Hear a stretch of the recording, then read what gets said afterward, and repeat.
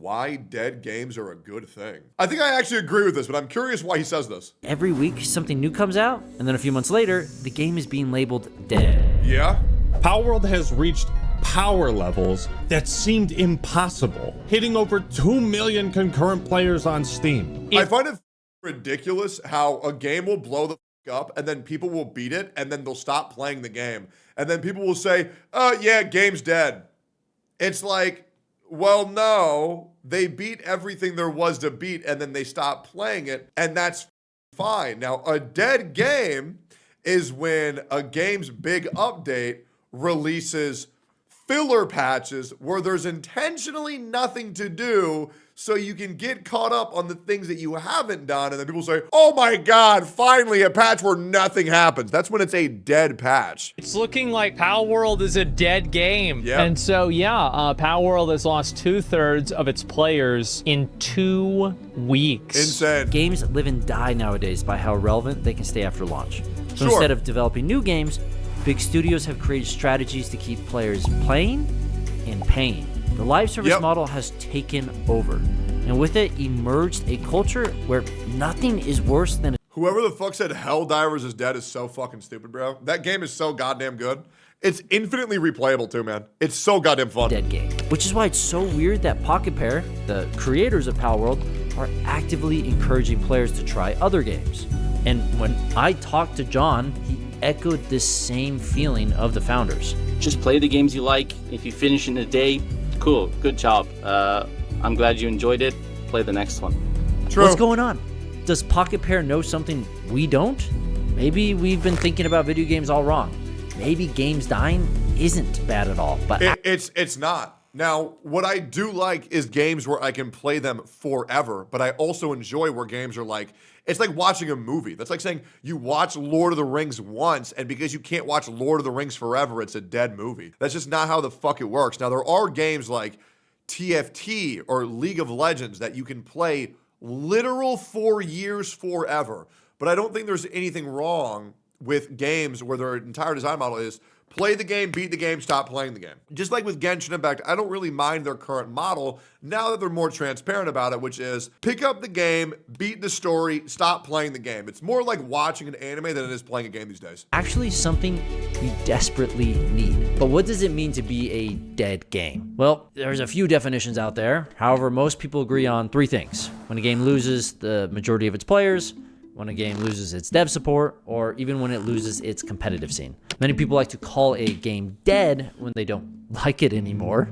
but we're not counting that. So if this is the standard definition, most video games have bit the dust. Practically every game in existence sits in this category, aside from a handful of untouchables that I like to feature in my should be Fortnite is also gas, bro. I don't give a fuck what you say. Whether you're 5 or 50, this game is always good. dead series. It really isn't possible to live very long. So what happened? Why is a game dying considered a bad thing? Well, something's changed over the past few years. When I was younger, a game dying was normal. True. Even kind of exciting. When I got Wind Waker, I loved it. I played it, but then I moved on. Yep. When I got Star Wars Battlefront, I loved it. I played it, and then I moved on. I got The Hobbit. It sucked. So I moved on. There's something beautiful about that. While I loved all of these experiences playing all of these games, except for The Hobbit, I always was excited to try the next thing. And I was fine when the game was no longer popular because it was time to look for the next magical experience. Yeah, and then you can talk to your friends, your colleagues about that nice, similar experience that you shared, the highs and lows, what you liked, what you didn't like, and you get to bond over that. It's the same thing with anime, right? Like, now that I'm fucking 30 and I've watched like hundreds upon hundreds of anime, it's nice to be able to be like, oh, what were your favorites? Oh, I love when that happened, right? But like, there are a lot of games where it's like, if I know I have to play this shit forever, it's going to be exhausting. Like MMOs, I'm not going to fucking touch an MMO unless it's fucking ridiculous. You think I'm going back for War Within for World of Warcraft? No, absolutely not. Because it's just too much, bro. It's too much. Don't get me wrong, people still do this, but something's happened to the video game industry. The industry has a new goal: to build games that people will play as much as possible and for as long as possible. This goal has changed players' perspectives on gaming, and it's something we all know now as live service? I don't think it really serves anyone to kind of push gamers to just play the same game day in, day out. There are games that you can just like play every single day for months on end and never This is why I think Hoyoverse is really smart they pivoted from Genshin very quickly, and now they're outsourcing to many other games where I think their new design model, and what their design model has always been, a lot of people were unaware, and there's no way for you all to be aware of their system. You had, when you were playing Genshin Impact and it first came out, it's not your fault that you thought it was going to be like this game you're going to play forever, crazy end game content, because that's how it was fucking presented. If you disagree, that's absolutely fine. But to a lot of people, that's what they thought it was. That's what they thought it was, because that's how it felt to a lot of people, right? But now they're kind of just like, play this game story, drop it. Go to Honkai Star Rail story, beat it, drop it. Go to Zenless Zone Zero story, beat it, drop it. Play Honkai Impact 3rd, beat it, drop it. Play Tears of Themis, people might do that. Drop it. Play the new Animal Crossing Village Simulator game. When you're done, fucking drop it, right? And if you want extra, you can do the Spiral Abyss. You can do the Memory of Chaos. You can do Pure Fiction. You can do Shibuya Arc Defense, whatever the fuck it's called in Zenless Zone Zero. Like, Zenless Zone Zero is currently my favorite gacha game, and I don't even know what the end game is called because I don't care. I really don't care. I play that game. I do a couple combat missions. I do a couple TVs. I look at some ass. I look at some boobies, and then I move the fuck on. I don't care. The presentation, the pageantry, the glamour is very nice, and that's all I really care about. I don't need to play this shit forever. There's these dumb fuck retards and fucking the gacha saying, "Oh, you're a gacha tourist." Yeah, bitch, because that's what they're supposed to be. Are you proud of the fact that you play a game that's meant to be played for 10 minutes for 8 hours every day? I don't give a fuck. That's boring as shit, and you know damn well you'd rather be playing League of Legends instead. Nobody fucking cares, and you're forcing that shit. There's no way you can convince me anybody wants to play these games for over 9 hours a day. There's just no way, because they're not meant to be played that way. Burnout. Especially after the first 3 days of launch for each patch. League of Legends, Dota, most MMOs, right? But they're designed to be like that. Whereas what we're seeing now is a trend of I won't necessarily say who's trying to push it, but a lot more people are trying to push gamers to play games that aren't really designed to be played for months on end. Exactly. 4 months on end. Yeah, true. Now, is it bad to support a game after launch? And don't get me wrong, I would like to acknowledge and admit that I was 1,000,000% one of those players 5 years ago. You're goddamn right. When Genshin came out, I wanted to play that shit every fucking day.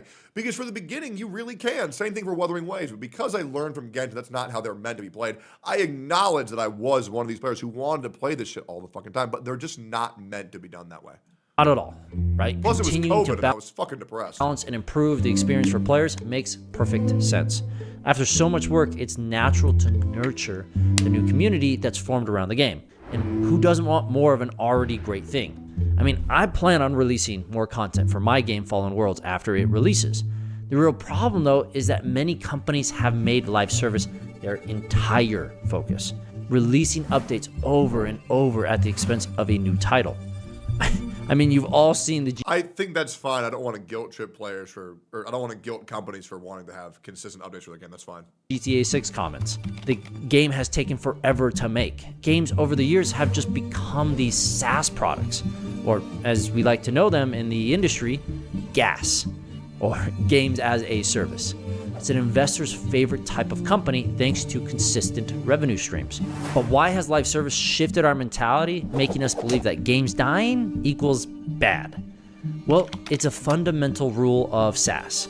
To be the top dog, you need to monopolize as much of the market as possible, meaning whoever captures most of the amount of people wins long term. For example, if you want to search for something on the internet, you use Google. If you want to design something, you use Adobe. If you want a game communication platform, you use Discord.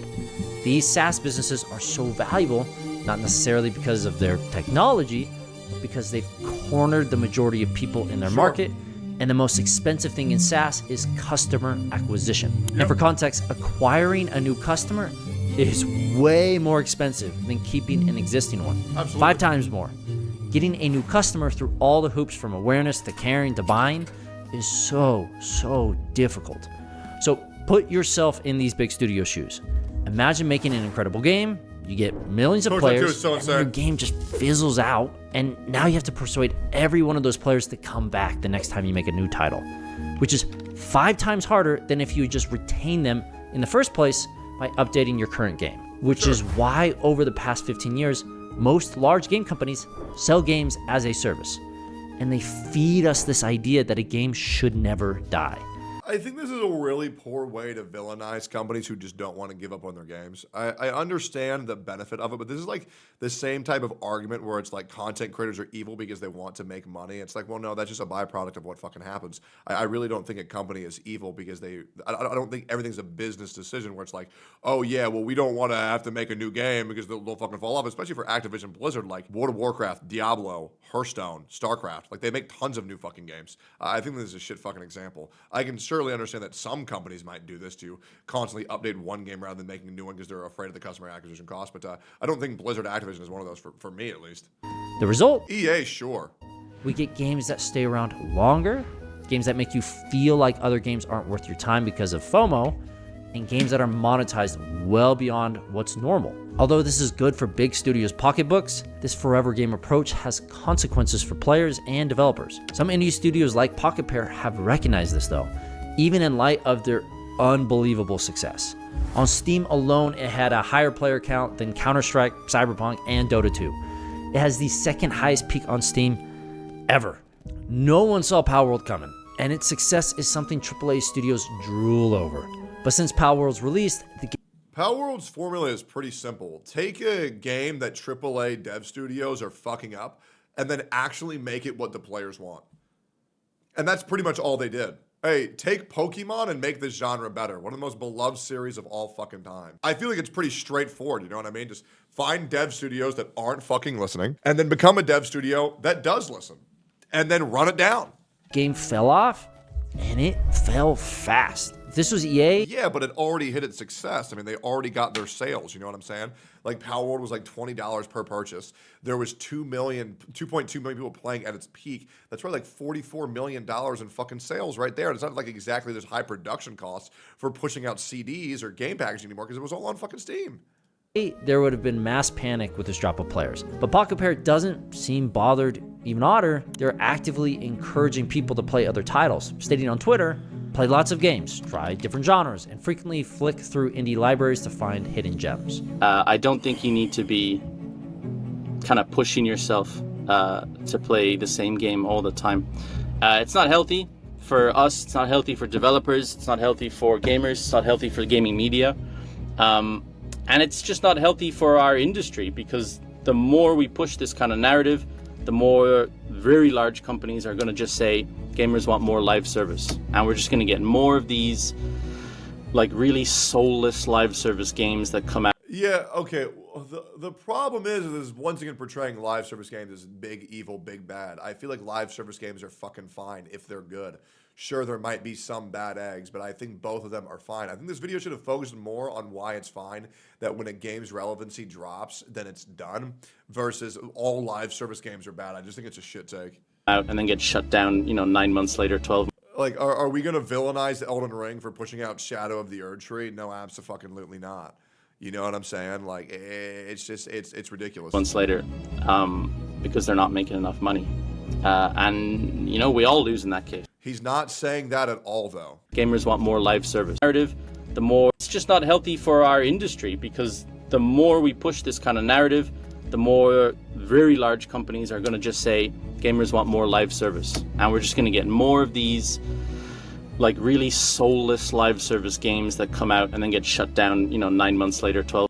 So let me just make sure. So when you just said that there's not a narrative being pushed that live service games are bad, and then you just heard him say that, I want to know how you don't hear what I just said. So I'm trying to get here real quick. How were you not hearing that out of curiosity? Great. I feel like though if Tectone talked to this guy though, they could come to an understanding.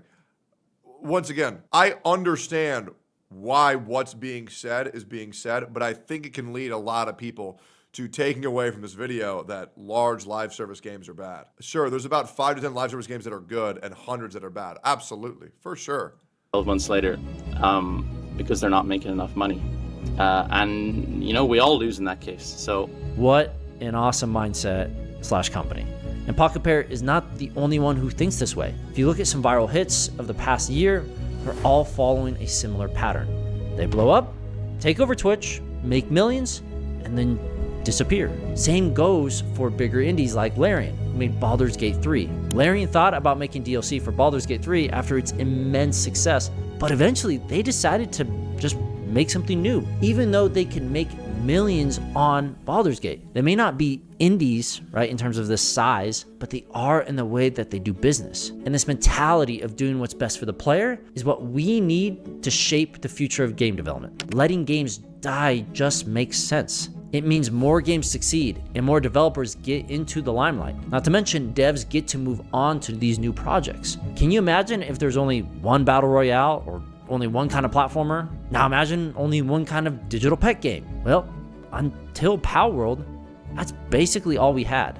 Without death, there would be Am no... I crazy? I mean, like, I really feel like a lot of these comments are very just not true. Like, I really feel like that's just not true. Like, you might say, like, I just disagree heavily with this. To these new projects. Can you imagine if there's only one battle royale or only one kind of platformer? Now, Okay, but like, I feel like overly hyperbolic statements like this are just like, okay, well, if the model is make game good, then let game die, well, then that would be less than one. It would just be, imagine if there was 0 games to fucking play in perpetuity until the new big game comes out, and then you play it and you let it die. Because like, there are some people who just want a game every single fucking day. That's why I think like live service games are fine to always have the fallback game. Once again, that's why I play League and TFT, and Fortnite, because it's like I play the games that are good and then I fall back to the games that are in existence. But yeah, I feel like updates are fine. imagine only one kind of digital pet game. Well, until Power World, that's basically all we had. Without death, there would be no innovation. I talked about Pokemon being stagnant for months before Power World ever came out, and the game proves just how much players were dying for something fresh. Absolutely, That's not to say Pokemon is or needs to die, but competition is vital. Exactly. Now that's a great point. Abso-fucking-lutely. Like people get so angry when companies compete with companies. They say, oh, this game copied this game copied this game, so it's bad. No, it's actually great when companies copy other companies because competition breeds success. And I've been saying that shit for fucking years. Like, for example, people who play Genshin Impact were freaking the fuck out over Wuthering Waves, but I'll be real, Genshin Impact's been listening a lot more since Wuthering Waves has been around now, hasn't it? I feel like monopolies are very fucking bad.